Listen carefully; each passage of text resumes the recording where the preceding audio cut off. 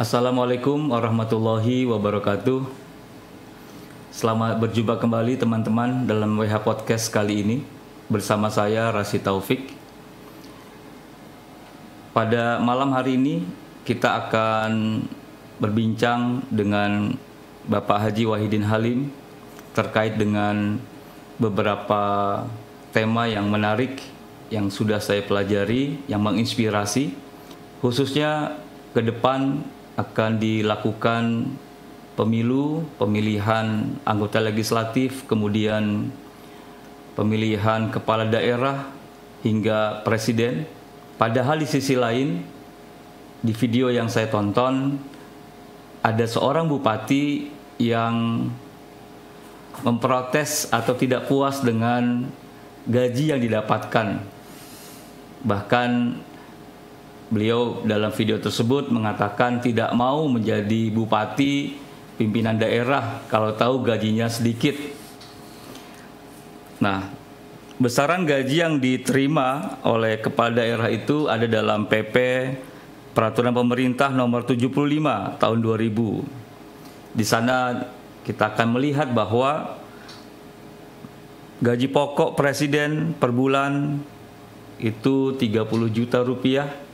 Tunjangan jabatan 32.500.000 rupiah dan digabung 62.740.000 rupiah setiap bulannya.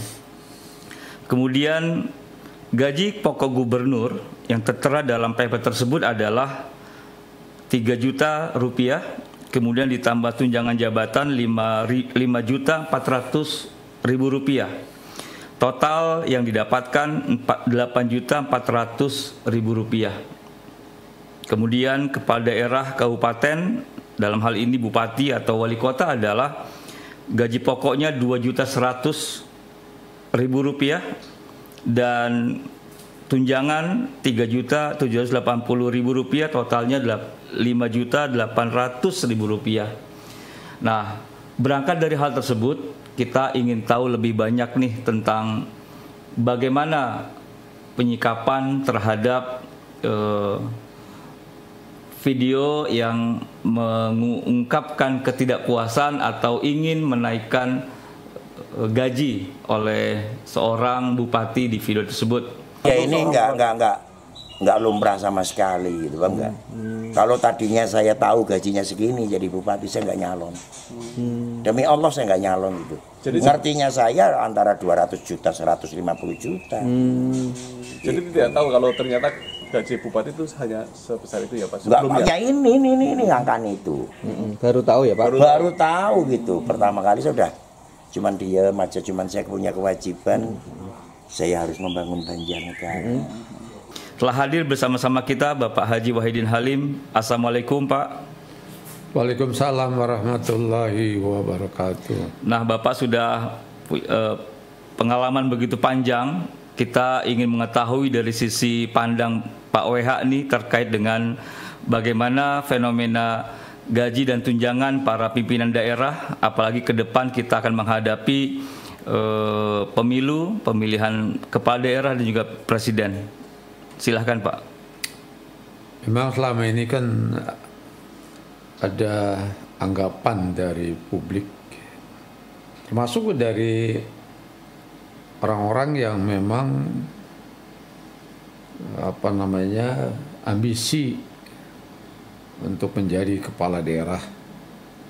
Saya batasi di sini adalah kepala daerah, gubernur, bupati, dan wali kota. Saya nggak menyinggung soal presiden, bagaimana kedudukan keuangannya. Dan anggapan banyak orang bahwa gaji gubernur itu besar, termasuk juga gaji wali kota dan bupati. Ini yang seringkali mungkin ada beberapa pernyataan dari kepala daerah, baik bupati, wali kota, dan gubernur.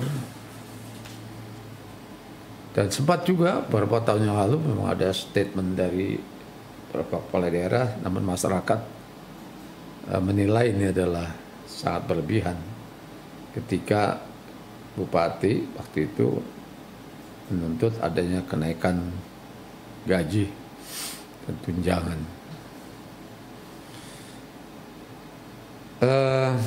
Sejatinya memang kecil bahwa gaji guru, gaji gubernur wali kota lebih besar dari gaji guru dan tunjangan guru sebenarnya. Lagi guru yang berpengalaman.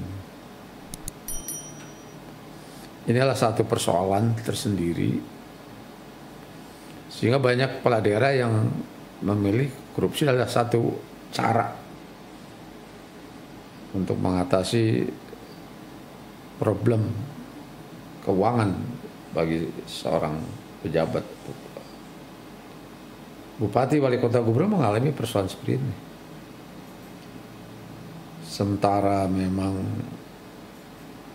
baik aktivitas maupun tanggung jawab bupati, wali kota, gubernur itu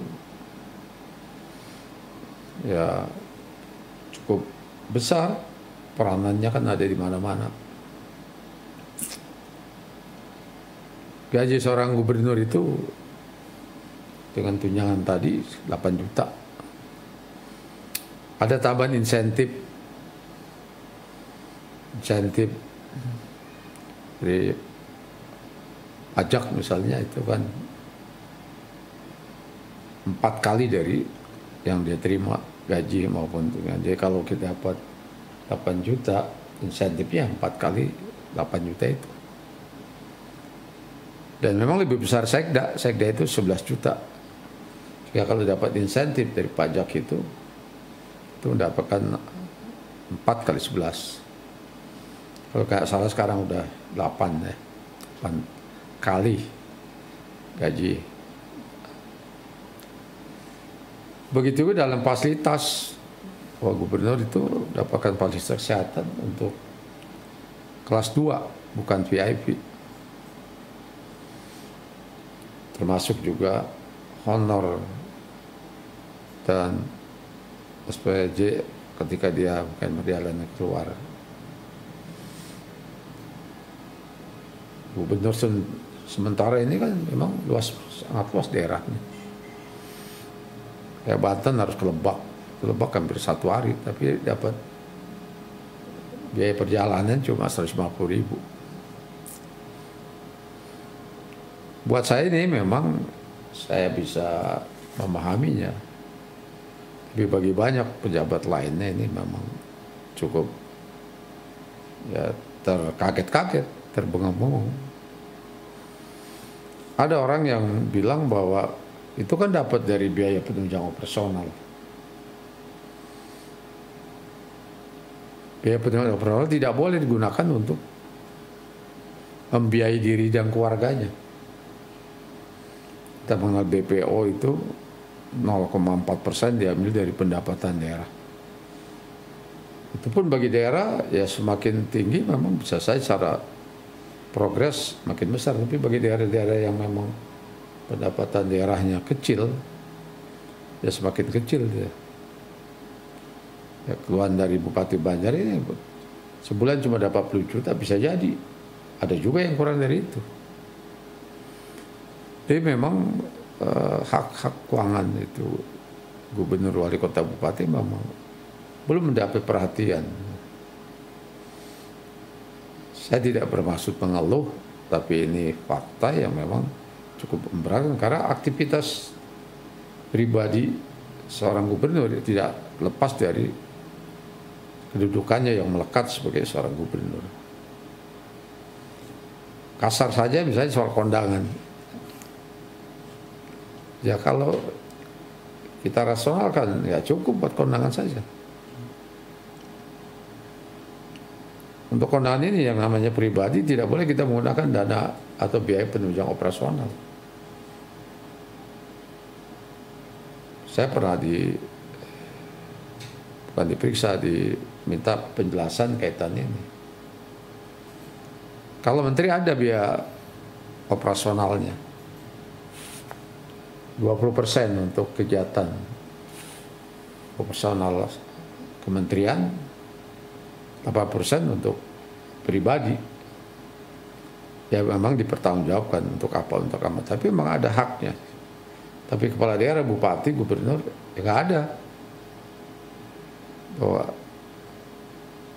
100% yang dia terima itu diperuntukkan untuk kegiatan sosial, keamanan dan lain sebagainya.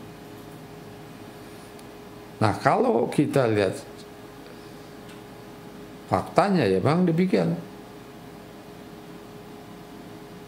Karena makanya sering saya bilang bahwa kalau nggak paham menjadi seorang gubernur, wali kota, bupati, ya tekor.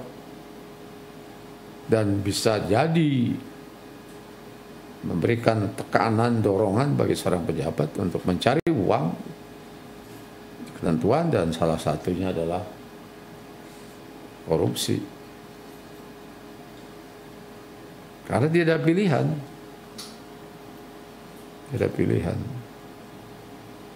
Karena itu ada pelaturan dan itu ada undang-undangnya.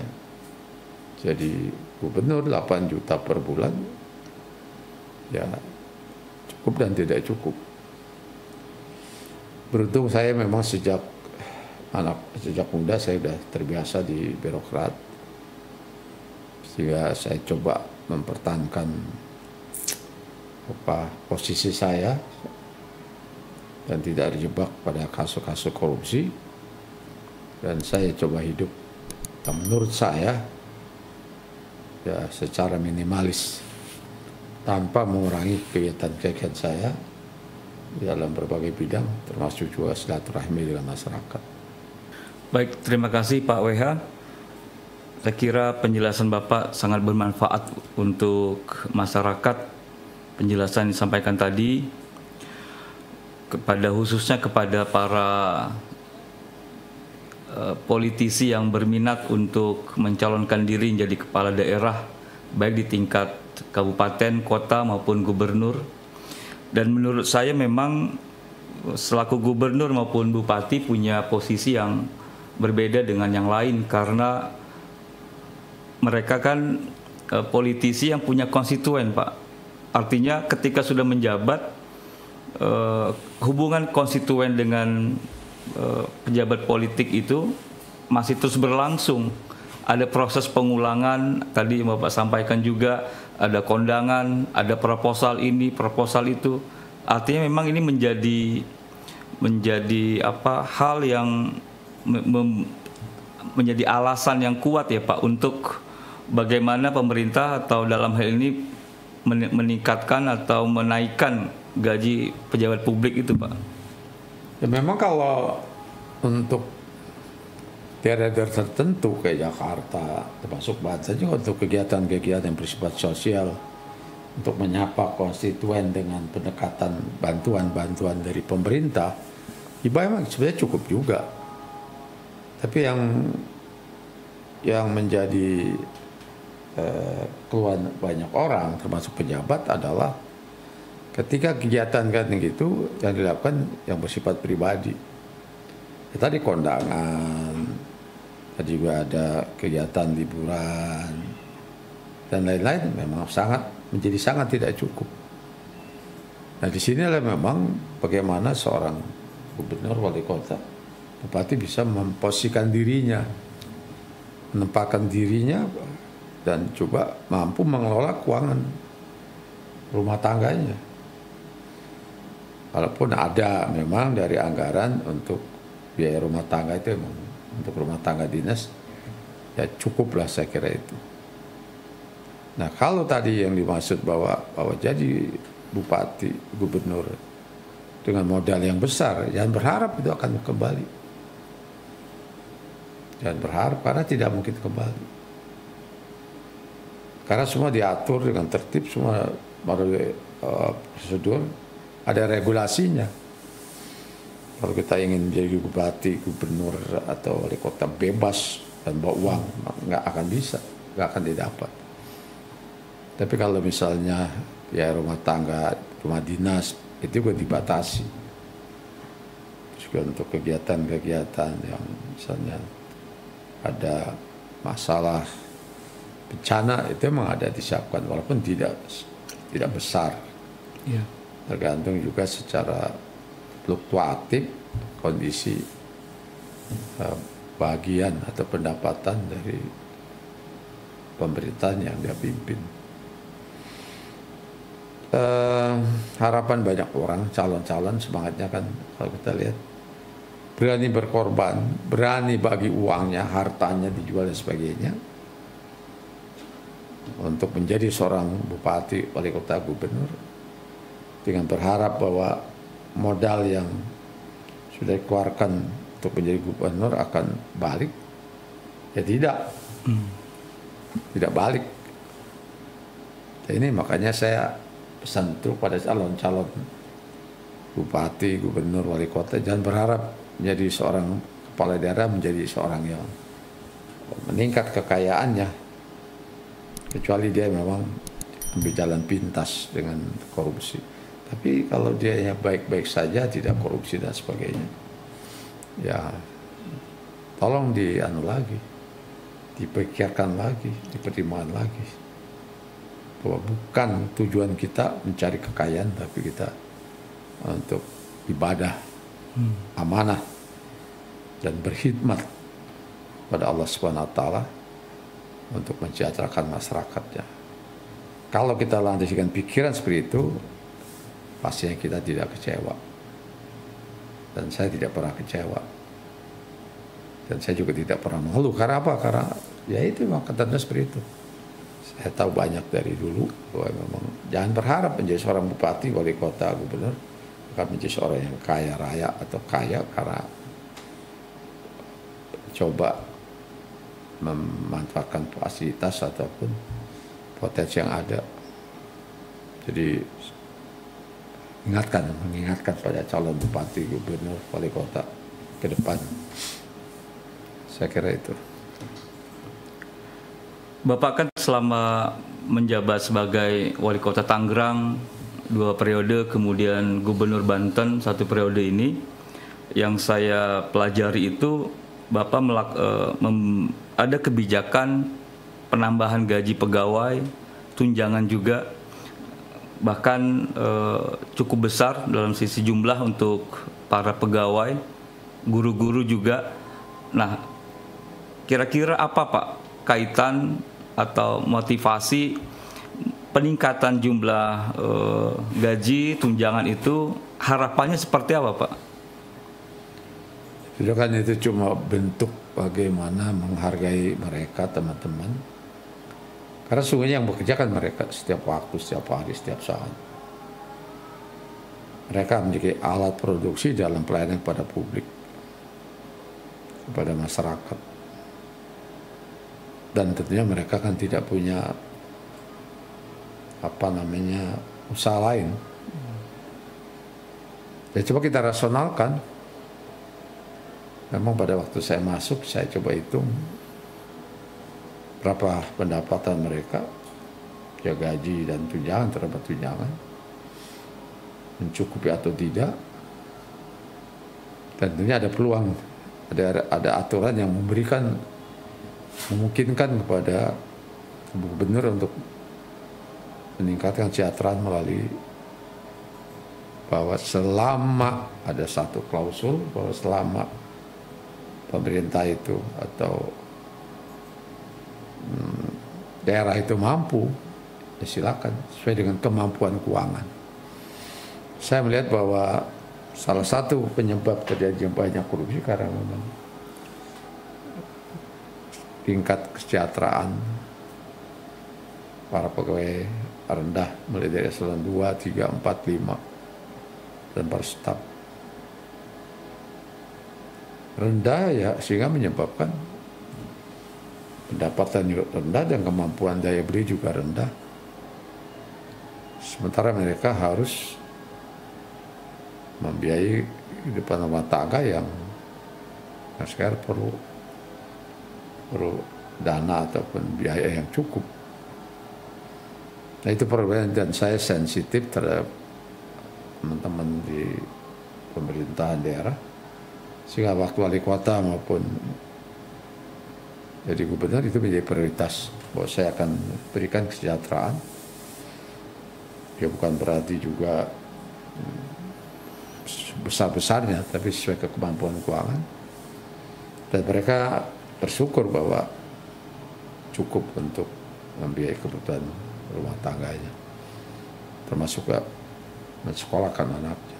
Dan saya itu betul, masuk honor yang tadi 200.000, 300.000 ya, menjadi 2 juta lebih, dan banyak juga pejabat eselon 2, 3, 4 juga naik secara absolut, bahwa kenaikan yang memang cukup fantastis. Dan itu tidak dipermasalahkan oleh Departemen Dalam Negeri atau pimpinan dari kementerian juga tidak dipermasalahkan, sehingga saya bilang ya udah berikan ke mereka, dan saya merasa senang ketika mereka senang. Tapi dengan catatan ini salah satu strategi untuk mengurangi korupsi di Banten, karena memang sebelumnya korupsi luar biasa di Banten. Bisa menekan atau paling nggak mengurangi atau menutup peluang-peluang untuk mereka korupsi. Saya kira itu yang saya lakukan, dan ya faktanya bahwa mereka cukup memuaskan, cukup bisa tersenyum dengan tunjangan yang saya berikan. Oke Pak, tadi berawal terinspirasi dari video salah seorang bupati di Jawa Tengah. Kemudian juga kita lihat juga ada sekitar 3 tahun lalu ada asosiasi pimpinan daerah yang meminta kepada wakil presiden waktu itu untuk kenaikan gaji. Nah, Anda ini Pak, gaji itu dinaikkan, apakah itu menjamin tindak korupsi itu akan berkurang Pak? Ya memang kemarin saya bilang korupsi kan syahwat yang dibiasakan, yang memang untuk kepentingan pribadi, keuntungan pribadi. Karena kalau dibilang bahwa gaji naik cukup nggak? Ya belum tentu, tergantung prinsip-prinsip masing-masing. Sehingga memang agak susah juga mengukur berapa sih kebutuhan kepala daerah, berapa sih sepantasnya. Ya saya kira persoalannya memang kepala daerah kan punya tanggung jawab begitu banyak, kegiatan juga. Beda dengan kementerian, kalau menteri kan sebagai pembantu presiden dengan segala keterbatasan. Kalau kepala daerah kan samping luas wilayah, juga peran-peran dia sebagai kepala daerah kan baik bidang sosial, ekonomi, dan kemasyarakatan juga kan menjadi hal yang strategis yang harus dilakukan. Nah sekarang kaitannya apakah dengan kesejahteraan akan bisa atau mampu meniadakan korupsi? Saya kira tidak, tapi menekan, mengurangi bisa juga, bisa jadi bisa menekan tingkat korupsi. Tapi yang sekali lagi saya bilang bahwa itu menyangkut mentalitas, kebiasaan dan sebagainya yang memang tidak secara massal mungkin bisa saja terjadi. Apalagi orientasi dan pemikiran mereka sebelum jadi gubernur, wali kota, mereka berharap memang dan ambisi bahwa pasti mereka menikmati kue pembangunan, menikmati pundi-pundi kekayaan daerah. Tapi sebetulnya ya jadi cek kosong. Berkaitan dengan peningkatan ya kita harus hitung ulang. Kenaikan berapa sih cukupnya? Walaupun tadi saya bilang ya nggak cukup, nggak ada cukupnya. Tapi mungkin bisa diformulasikan ulang bahwa memang bupati, wali kota, gubernur kalau sekarang terlampau kecil. Ya tidak cukup. Tidak cukup.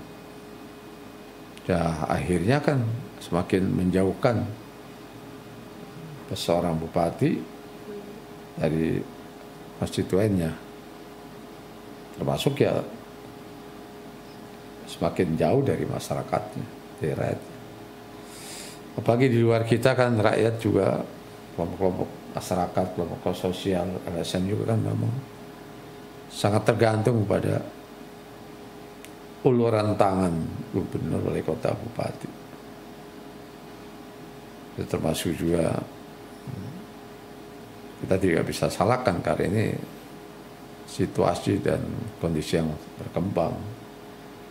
Bahwa pasca reformasi salah satu kelemahannya adalah terlalu banyak masyarakat yang mengharapkan peran pemerintah, dan di dalamnya adalah uluran tangan pemerintah dalam ini bupati, wali kota, dan bupati, wali kota, dan gubernur. Jadi sekali lagi saya mengharapkan tidak ada korelasinya ketika itu dinaikkan, belum tentu bisa meniadakan korupsi. Mengurangi bisa jadi, karena yang diberikan kesejahteraan bukan populasinya terbatas, hanya para pegawai. Sementara di sekitaran itu kan masih ada orang-orang yang belum sejahtera. Saya kira itu. Ya, memang banyak kasus korupsi juga yang ditangkap adalah yang memang sudah punya harta kekayaan banyak, tetapi tetap juga melakukan korupsi ya. Artinya kita setuju juga Pak dengan pandangan Bapak tadi bahwa peningkatan kesejahteraan artinya diharapkan bisa mengurangi ya, walaupun memang tidak bisa bukan satu-satunya faktor agar korupsi itu bisa kita cegah bersama-sama. Saya kira demikian Pak untuk podcast kali ini. Terima kasih banyak Pak untuk pandangan-pandangan Bapak untuk kita semuanya WH Podcast yang menonton pada kesempatan kali ini. Mohon maaf semuanya lahir dan batin. Wassalamualaikum warahmatullahi wabarakatuh.